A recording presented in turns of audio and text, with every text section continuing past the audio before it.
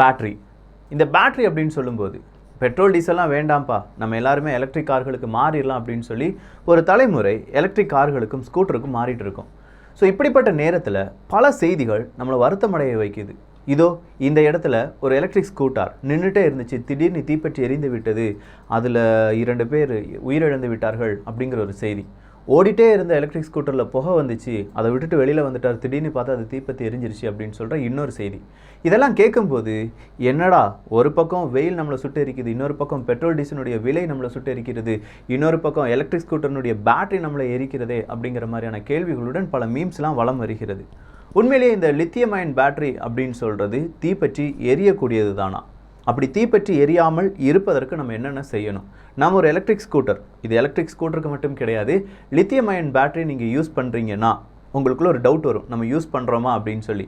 நீங்கள் mobile phone use பண்ணுறீங்க, TV remote, இல்லாட்டி இப்போ டாய்ஸ் ஏதாவது யூஸ் பண்ணுறீங்க, எலக்ட்ரிக் கார் யூஸ் பண்ணுறீங்க, இது எல்லாத்துலேயுமே இப்போ லித்தியம் அயன் பேட்டரி தான் நம்ம யூஸ் பண்ணிகிட்ருக்கோம். ஸோ இது எல்லாருக்குமான ஒரு பதிவு. அன்பு தமிழஞ்சங்களுக்கு தமிழ் பொக்கிஷத்தின் வணக்கங்கள்.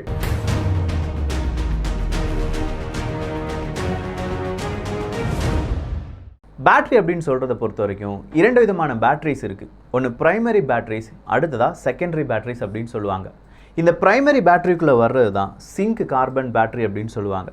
ரொம்பவே விலை குறைவாக இருக்கக்கூடிய ஒரு பேட்டரி தான் இந்த சிங்க் கார்பன் பேட்டரி. இதை இன்னொரு பெயர்லையும் அழைப்பார்கள் லெக்லெஞ்சே செல்ஸ் அப்படிங்கிறது. காரணம், இதை கண்டுபிடிச்சவருடைய பெயர் ஜார்ஜ் லெக்லெஞ்சே அப்படிங்கிறது தான். ஸோ அவர் இதை எப்போ கண்டுபிடிக்கிறார் அப்படின்னு கேட்டிங்கன்னா 1865களில் கண்டுபிடிக்கிறார். இதன் பிறகு தான் நம்ம ஆல்கலைன் அப்படிங்கிற ப்ரைமரி பேட்டரியை யூஸ் பண்ணுறோம். நம்ம யூஸ் பண்ணுற 1.5 வோல்ட் பேட்டரிலாம் இருக்குது பார்த்தீங்களா, அதாவது ரீசார்ஜ் செய்ய முடியாத பேட்டரியை தான் நம்ம ப்ரைமரி பேட்டரி அப்படின்னு சொல்லுவோம். ஒரு தடவை யூஸ் பண்ணிவிட்டு அப்படியே தூர போடுற பேட்டரி. இதில் நம்ம அதிகமாக யூஸ் பண்ணுற பேட்டரி எது அப்படின்னு கேட்டிங்கன்னா ஆல்கலைன் தான். அதன் பிறகு நம்ம ரொம்ப அதிகமாக யூஸ் பண்ணுற கொஞ்சம் சின்ன சின்ன டாய்ஸ்க்கு பேட்ரி, இந்த மாதிரி வாட்ச்க்கெலாம் போடுற பட்டன் பேட்டரிஸ் அப்படின்னு சொல்லுவாங்க. இது எல்லாமே ப்ரைமரி பேட்டரிஸ் அப்படிங்கிற அந்த செக்மெண்ட்டுக்குள்ளே வந்துடும். அடுத்ததாக வரக்கூடியதான் செகண்டரி பேட்டரிஸ் அப்படின்னு சொல்கிறது. இந்த செகண்டரி பேட்டரியில் ஃபஸ்ட்டு வரக்கூடியது என்ன அப்படின்னு கேட்டிங்கன்னா லெட் ஆசிட் அப்படிங்கிறது தான். இந்த லெட் ஆசிட் அப்படின்னு சொல்லும்போது செகண்டரி பேட்டரிஸ் அப்படின்னு சொல்கிறதே ஒரு தடவை மட்டும் நம்ம பயன்படுத்த முடியாது, அதை சார்ஜ் பண்ணி நம்ம என்ன செஞ்சுக்கலாம், மறுபடியும் பயன்படுத்தலாம். ஸோ இந்த லெட் ஆசிட் அப்படிங்கிறதுக்கு பிறகு அடுத்ததான் நம்ம அதிகமாக யூஸ் பண்ணுற பேட்டரி எது அப்படின்னு கேட்டிங்கன்னா நிக்கல் கேட்மியம் அப்படின்னு சொல்லுவாங்க. அதை ஷார்ட்டாக நிக்காட் அப்படின்னும் சொல்லி அழைப்பார்கள். ஸோ இந்த நிக்கல் கேட்மியம் அப்படிங்கிறது தான் முதல்ல நம்ம ப்ரைமரி பேட்டரியில் ஆல்கலைன் பேட்டரி யூஸ் பண்ணிட்டு இருந்தோம் பார்த்தீங்களா, அதற்கு பதிலாக நம்ம யூஸ் பண்ணுறது தான் இந்த நிக்கல் கேட்மியம் பேட்டரிஸ் அப்படின்னு சொல்லலாம். அதன் பிறகு வருவது தான் நிக்கல் மெட்டல் ஹைட்ரைடு அப்படிங்கிற NiMH அப்படிங்கிற பேட்டரி. இந்த NiMH அப்படிங்கிறத நீங்கள் எங்கே அடிக்கடி பார்க்கலான்னா, முதல்ல நோக்கியா ஃபோன் அப்படிங்கிறதெல்லாம் நம்ம யூஸ் பண்ணியிருப்போம்ல, அந்த நோக்கியா ஃபோனில் அதிகமாக பயன்படுத்தியது இந்த NiMH அப்படிங்கிற பேட்டரி வகைகள் தான். அதன் பிறகு தான் நம்ம இப்போ எதை யூஸ் பண்ணுறோம், லித்தியம் அயன் அப்படிங்கிற பேட்டரியை யூஸ் பண்ணிகிட்ருக்கோம். இன்னும் கொஞ்சமாக நம்ம யூஸ் பண்ணாதது தான், ஆனால் அதிகமாக கேள்விப்பட்டிருப்போம் ஃபியூவல் செல்ஸ் அப்படின்னு சொல்லுவாங்க. இது எல்லாமே செகண்டரி பேட்டரிஸ் அப்படின்னு சொல்லலாம். இந்த செகண்டரி பேட்டரிஸில் இப்போது அதிகமாக யூஸ் பண்ணுற ஒரு பேட்டரி வகை எது அப்படின்னு கேட்டிங்கன்னா லித்தியம் அயன் பேட்டரி. இந்த லித்தியம் அயன் பேட்டரி அப்படின்னு சொல்கிறத விட இது எப்படி ஒர்க் ஆகுது, அந்த ஒர்க்கிங் பிரின்சிபலை தெரிந்து கொண்டால்தான் இது தீப்பிடிக்குமா இல்லை இந்த தீப்பிடிப்பதை தடுக்க முடியுமா அப்படிங்கிறத நம்மளால் உணர முடியும். ஒரு பேட்டரி அப்படின்னு சொல்லும்போதே அதில் முக்கியமான 3 கம்போனன்ட்ஸ் அப்படிங்கிறது இருக்குது. 2 எலக்ட்ரோட்ஸ் மற்றும் ஒரு எலக்ட்ரோலைட் அப்படின்னு சொல்லலாம். இது எல்லாம் தெளிவாக நம்ம பார்க்க போகிறோம்.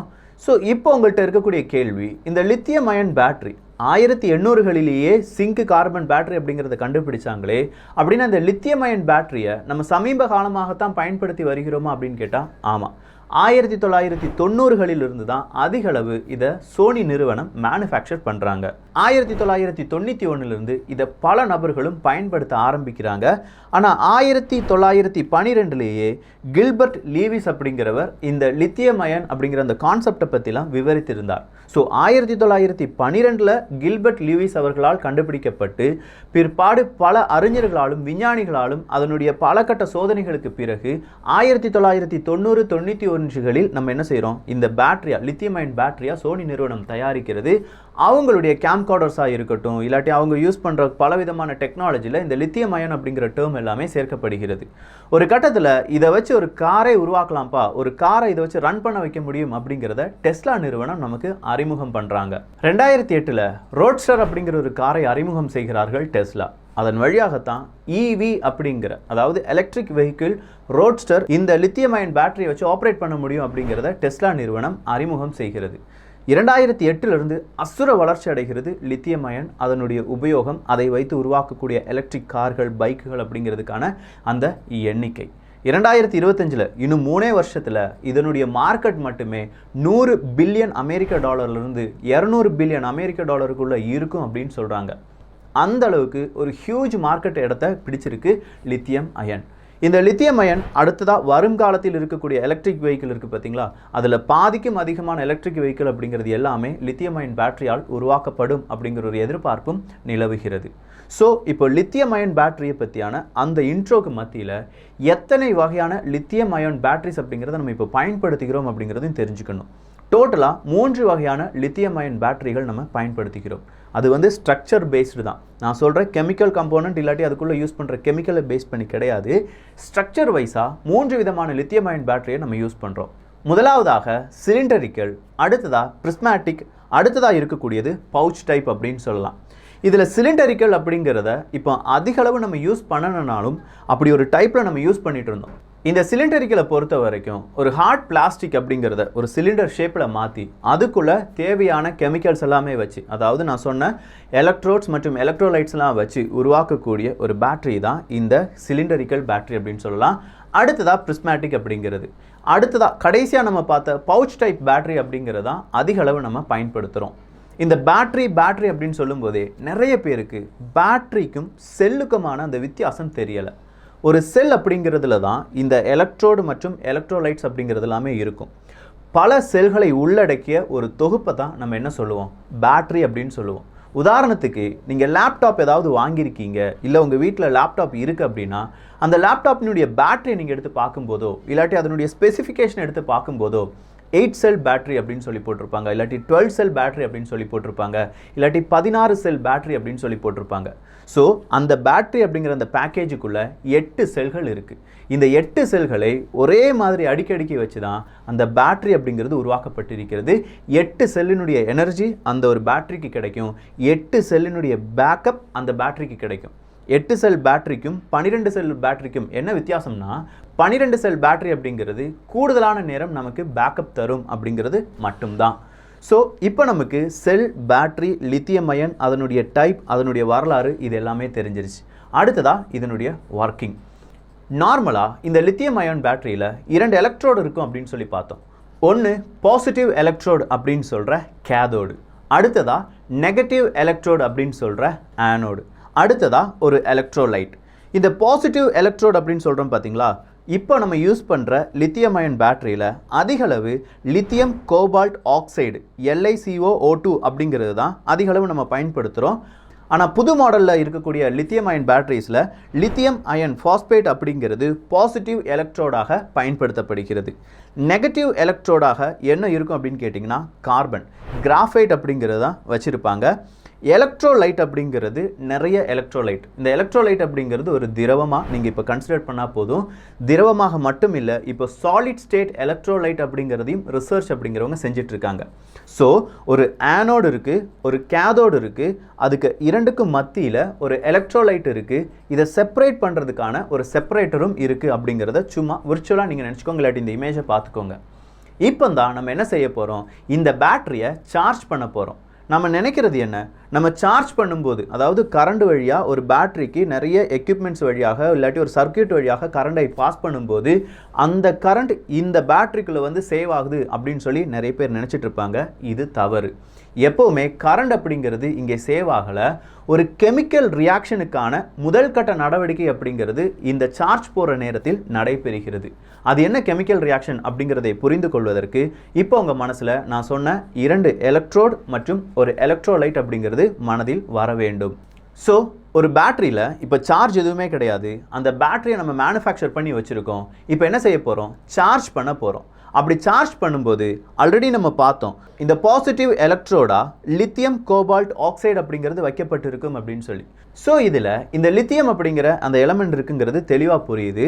சார்ஜ் பண்ணும்போது இந்த பாசிட்டிவ் எலக்ட்ரோட்லேருந்து இந்த லித்தியம் அயோன் அப்படிங்கிற அந்த அயோன் இந்த எலக்ட்ரோலைட் வழியாக ஒன்று திரவமாக இருக்கலாம், இல்லாட்டி சாலிட் ஸ்டேட் எலக்ட்ரோலைட்டாக இருக்கலாம். இந்த திரவம் வழியாக அந்த பக்கம் இருக்கக்கூடிய நெகட்டிவ் எலக்ட்ரோடுக்கு போகுது. அதாவது கிராஃபைட்டில் செய்து வைத்திருக்கும் இந்த நெகட்டிவ் எலக்ட்ரோடுக்கு போகுது.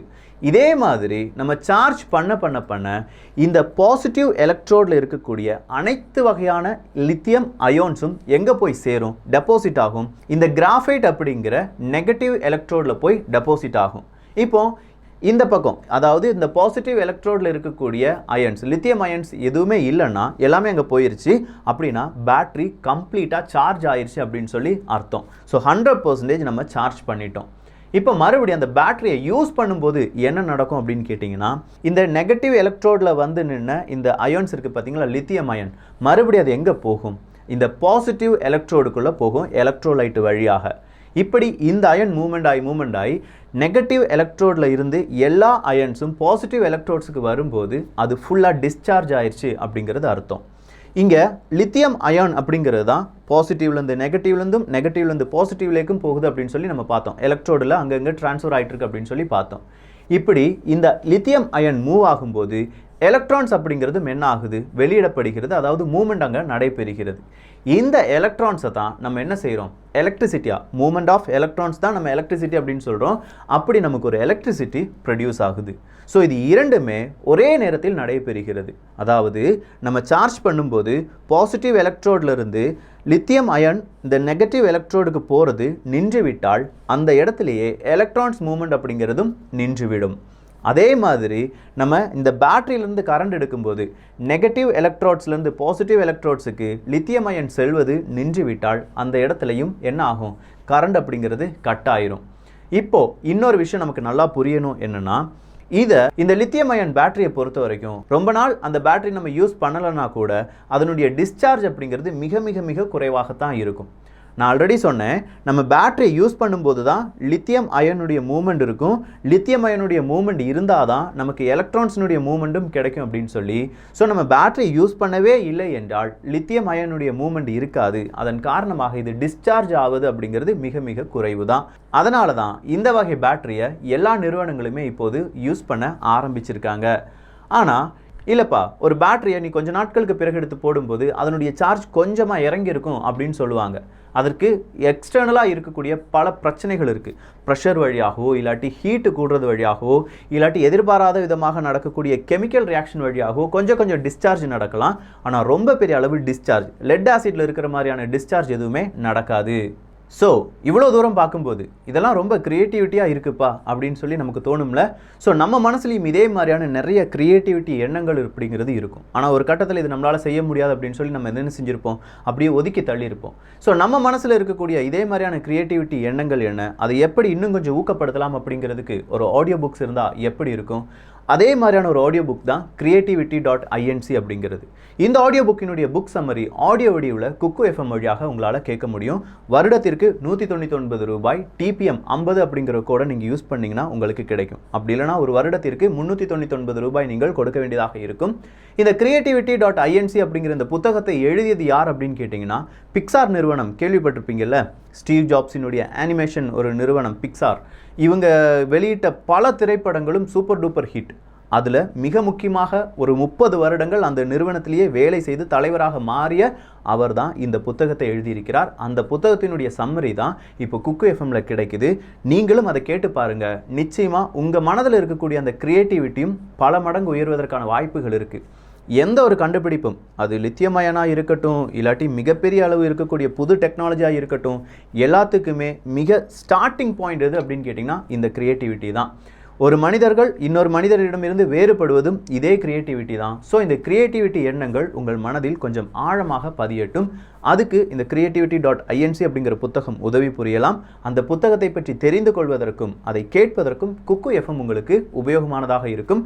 கீழே டெஸ்கிரிப்ஷனில் அதனுடைய லிங்க் இருக்குது, டவுன்லோட் பண்ணுங்கள். யூஸ் பண்ண வேண்டிய கோட் TPM 50 அப்படிங்கிறது தான். ஸோ இதே மாதிரி இந்த லித்தியம் அயன் பேட்டரியினுடைய ஒர்க்கிங் எல்லாமே நம்ம புரிஞ்சுக்கிட்டோம். ஆனால் அடுத்ததாக இருக்கக்கூடிய கேள்வி என்னென்னா, ஏன் இது தீப்பற்றி எரிகிறது அப்படிங்கிறது தான். இந்த லித்தியம் அயன் பேட்டரியை பொறுத்த வரைக்கும் சாதாரணமாக வெறும் பேட்டரி மட்டும் கிடையாது. இதில் BMS அப்படிங்கிற ஒரு சர்க்கியூட்டையும் எல்லா நிறுவனங்களும் இப்போது வைத்து வருகிறார்கள். BMS அப்படிங்கிறது பேட்டரி மேனேஜ்மெண்ட் சிஸ்டம். இது ஒரு எலக்ட்ரானிக் சர்க்கியூட் தான். இந்த சர்க்கியூட்டை பொறுத்த வரைக்கும் ஆல்ரெடி நம்ம பார்த்த ஒரு பேட்டரியில் நிறைய செல்கள் இருக்கும். இந்த செல்லிலிருந்து எவ்வளவு கரண்ட் வருது, எவ்வளவு கரண்ட் ப்ரொடியூஸ் ஆகுது, அது கரெக்டான ஹீட்டில் தான் இருக்கா, இந்த செல்லுக்கு ஏதாவது ஹீட்டிங் வித்தியாசம் இருக்கா அப்படிங்கிறதெல்லாம் கண்காணித்து கொண்டே இருக்கும் இந்த பிஎம்எஸ். ஒருவேளை இந்த பேட்டரி மேனேஜ்மெண்ட் சிஸ்டம் சரியாக வேலை செய்யவில்லை என்றால் இப்போ இங்கே நடக்கக்கூடிய இந்த கெமிக்கல் ரியாக்ஷன்ஸ்க்கு எல்லாத்துக்குமே ஒரு பாதிப்பு வரும்.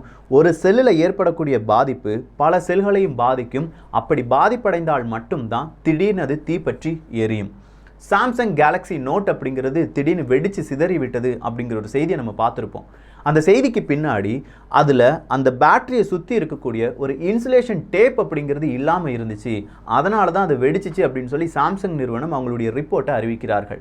ஸோ ஒரு இன்சுலேஷன் டேப் அப்படிங்கிறது மட்டுமே ஒரு காரணமாக இருக்குமா அப்படின்னு கேட்டால் இருக்கும். ஏன்னா நான் ஆல்ரெடி சொன்னேன், 2 எலக்ட்ரோட்ஸ் ஒரு எலக்ட்ரோலைட், அந்த 2 எலக்ட்ரோட்ஸையும் செப்பரேட் பண்ணுறதுக்காக ஒரு செப்பரேட்டர் அப்படிங்கிறது இருக்கும். இந்த செப்பரேட்டர் அப்படிங்கிறது சரியாக அங்கே வைக்கப்படவில்லை என்றாலும் அது என்னவாகும், இந்த கெமிக்கல் ரியாக்ஷனில் பல பிரச்சனைகளை உருவாக்கும். அதன் காரணமாகவும் இந்த தீ அப்படிங்கிறது வருவதற்கான வாய்ப்புகள் இருக்குது. இது முதல் ரீசன்.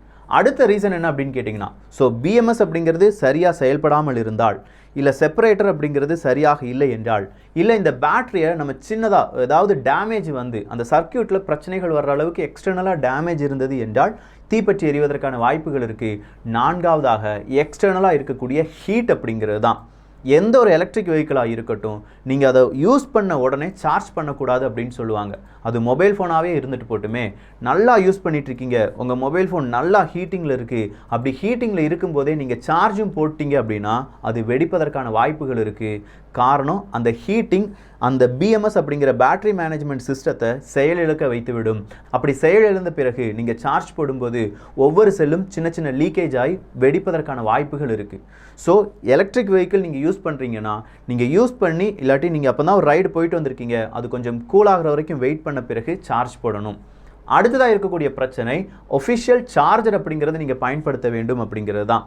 ஒவ்வொரு சார்ஜர் அப்படிங்கிறதும் ஒரு நிறுவனத்துக்காக தயாரிக்கப்படுகிறது என்றால் அந்த பேட்டரியில் எத்தனை செல் இருக்குது, அந்த செல்லுடைய கெப்பாசிட்டி என்ன, இதை பேஸ் பண்ணி தான் அவங்க சார்ஜர் அப்படிங்கிறத டிசைன் பண்ணுவாங்க.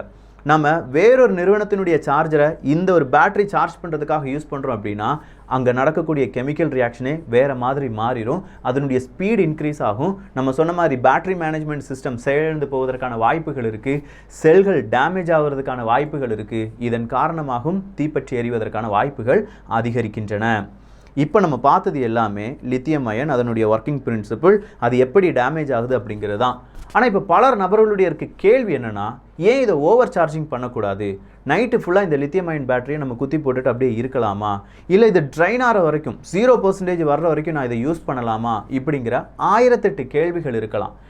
அடுத்த ஒரு எபிசோட் இந்த பேட்டரியை வச்சு நான் சொல்லணும்னா உங்களுடைய கேள்விகள் தான் அதுக்கு உறுதுணையாக இருக்க போகுது. ஸோ என்னென்ன டவுட்ஸ் இருக்கோ, லித்தியம் அயன் பேஸ்டாக என்னென்ன டவுட்ஸ் இருக்கோ அத்தனை டவுட்ஸையும் நீங்கள் கீழே கேளுங்க. உங்களுடைய ஒவ்வொரு நபருடைய பெயர் சொல்லி அந்த ஒரு காணொளி வரப்போகிறது. அதை பார்க்கும்போது நம்ம யூஸ் பண்ணுற மொபைல் ஃபோன்லேருந்து அடுத்ததான் நம்ம வாங்க போகிற எலக்ட்ரிக் கார் வரை எப்படி பயன்படுத்த வேண்டும், அதை எப்படி சார்ஜ் போடணும் அப்படிங்கிறது வரை நம்ம தெரிந்து கொள்ள போகிறோம். ஸோ இந்த ஒரு காணொளி பற்றி உங்களுடைய கருத்துக்கள் இங்கே வரவேற்கப்படுகின்றன. எல்லோரும் தமிழ் பொக்கிஷத்தில் இணைந்திருங்கள். நல்லதை பகிர்ந்து நல்ல சமுதாயத்தை உருவாக்குவோம். நன்றி, வணக்கம்.